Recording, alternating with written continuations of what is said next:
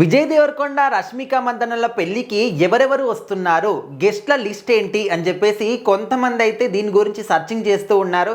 ఎందుకంటే రీసెంట్ టైంలో మనం చూసాం, అసలు వీళ్ళ పెళ్లి విషయంలో ఎక్కడా లేని రూల్స్ అండ్ రెగ్యులేషన్స్ అన్నీ కూడా వీళ్ళే పాటిస్తున్నారు.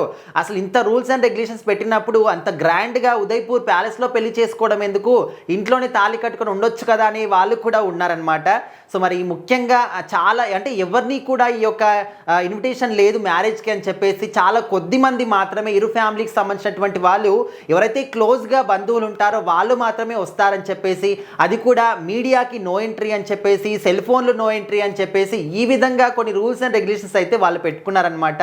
సో సాధారణంగా మనము చాలామంది సెలబ్రిటీస్ పెళ్ళిళ్ళు కూడా చూసాము, పెద్ద పెద్ద స్టార్ల పెళ్ళిళ్ళు, రామ్ చరణ్ గారు కావచ్చు, జూనియర్ ఎన్టీఆర్ గారు కావచ్చు, నాగ చైతన్య గారు కావచ్చు, వీళ్ళందరి పెళ్ళిళ్ళు కూడా చాలా గ్రాండ్గా జరిగాయి.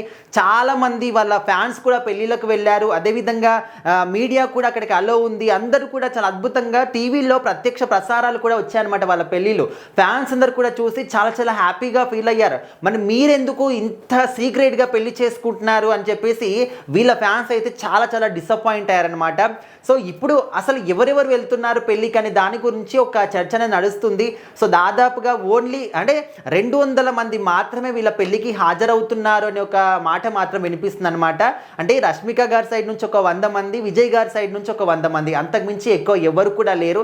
అండ్ ముఖ్యంగా విజయ్ గారికి అత్యంత సన్నిహితంగా ఉండేటటువంటి డైరెక్టర్స్, మరి సందీప్ రెడ్డి వంగ గారు, తరుణ్ భాస్కర్ గారు, వాళ్ళతో పాటు నాగశ్విన్ గారికి కూడా ఇన్విటేషన్ ఉన్నప్పటికీ ఆయన కొన్ని షూటింగ్స్ వల్ల మాత్రం వస్తాడో రాడే అనే ఒక డైలమాలో ఉన్నారు. బట్ సందీప్ రెడ్డి వంగ గారు అదేవిధంగా తరుణ్ భాస్కర్ గారు మాత్రం ఖచ్చితంగా హాజరవుతారు అని చెప్పేసి, అంటే విజయ్ గారి సైడ్ నుంచి ఉన్నటువంటి 100 మంది అతిథుల్లో వీళ్ళిద్దరనమాట.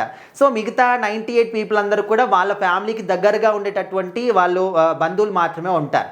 సో ఈ విధంగా మాత్రం అతి తక్కువ మంది మధ్యలో మాత్రమే వీళ్ళు వివాహ వేడుక చేసుకోబోతున్నారనమాట గ్రాండ్గా. అది కూడా ఒకే రోజు 2 సార్లు పెళ్ళి అనమాట. తెలుగు పద్ధతిలో, కన్నడ పద్ధతిలో రెండిట్లో కూడా వాళ్ళు పెళ్లి చేసుకోబోతున్నారు. సో మరి అందరికీ క్లారిటీ అనేది వచ్చిందనమాట. ఎవరెవరు వస్తున్నారు అట్లా అంటే ఓన్లీ 200 మంది మాత్రమే విజయ్ గారు, రష్మిక గారి పెళ్లికి మాత్రం హాజరవుతున్నారు.